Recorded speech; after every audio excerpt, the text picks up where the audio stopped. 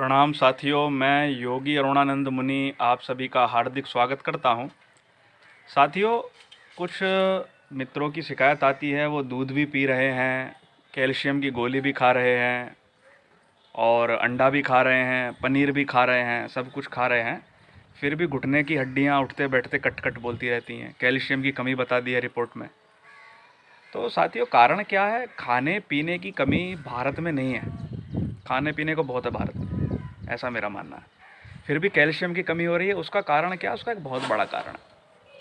Video को पूरा सुनना, गोलियां खानी नहीं पड़ेंगी कैल्शियम के लिए, ऐसे ही ठीक हो जाओगे।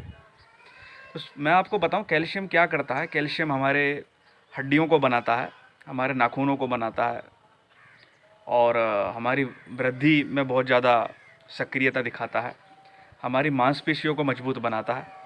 ये कैल्शियम का काम होता है। और जहाँ भी शरीर में सफ़ेद अंश दिखाई दे, वहाँ कैल्शियम है, समझ लीजिए आप। अब होता ये है, जब हम खाद्य पदार्थों के साथ कैल्शियम लेते हैं तो वो सीधा पहले आंतों में जाता है। आंतों से अवशोषित होने के बाद आंतें उसको एब्जॉर्ब कर लेती हैं, उसके बाद उसको ब्लड में छोड़ देती हैं और ब्लड में वो अपना काम करता है। जो एक्स्ट्रा कैल्शियम होता है वो पेशाब के रास्ते बाहर हो जाता है। प्रॉब्लम क्या हो रही है? आप कैल्शियम भी खा रहे हैं, दूध भी पी रहे हैं, जिसने जो बता दिया वो खा रहे हैं, लेकिन आपकी आंतें कैल्शियम को एब्जॉर्ब नहीं कर पा रही, अवशोषित नहीं कर पा रही, उसको सोख नहीं पा रही, पचा नहीं पा रही। उसका पहला सबसे बड़ा कारण है विटामिन डी की कमी। विटामिन डी के बिना आप कैल्शियम को पचा नहीं सकते।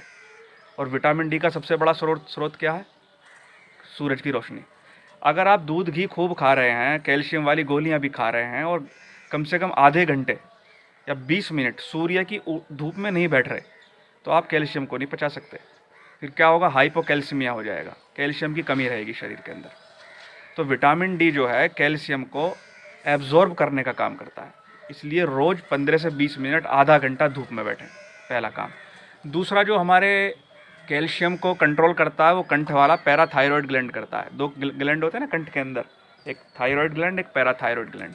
अब पैराथायरॉयड ग्लैंड कम काम करेगा तो प्रॉब्लम, ज़्यादा काम करेगा तो प्रॉब्लम। ज़्यादा काम करने लगेगा, हद से ज़्यादा काम करने लगेगा तो पथरी बनने लगेगी, हाइपर कैल्सीमिया हो जाएगा, यानी कैल्शियम की मात्रा ज़्यादा बनने लगेगी। हड्डियाँ भी टूट सकती हैं उससे, क्यों? जब ज़्यादा कैल्शियम बनने लगता है तो आपका कैल्शियम फास्फोरस के साथ मिलकर हड्डियों को भुरभुरा कर देता है और हड्डियाँ टूट जाती हैं।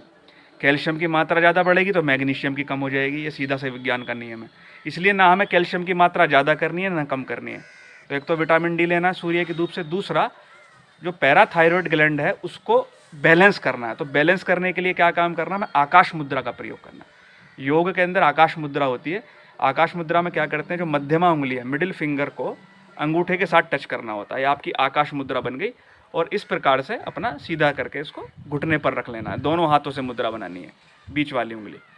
तो इससे क्या होगा? 15 मिनट ये मुद्रा आपको रोज करनी है। दांतों के अंदर, हड्डियों के अंदर आकाश तत्व सबसे ज़्यादा पाया जाता है, यानी स्पेस, खालीपन कान के अंदर ही पाया जाता है। तो कान, दांत, हड्डियाँ, इनको आकाश मुद्रा प्रभावित करती है। तो आकाश मुद्रा का सीधा संबंध पैराथायरॉयड ग्लैंड से।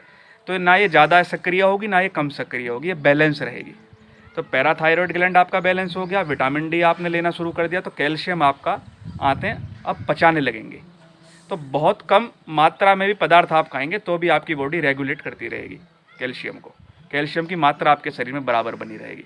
तो साथियों, इस बात का ध्यान रखना, सूरज की धूप लेना, आकाश मुद्रा करना। कैल्शियम की ना मात्रा ज़्यादा होगी फिर ना आपकी मात्रा कम होगी। वीडियो पसंद आए तो लाइक करना, शेयर करना, चैनल को सब्सक्राइब करना, ताकि आपको इस प्रकार के और भी वीडियो प्राप्त होते रहें। मैं आप सबके मंगल की कामना करता हूँ। प्रणाम।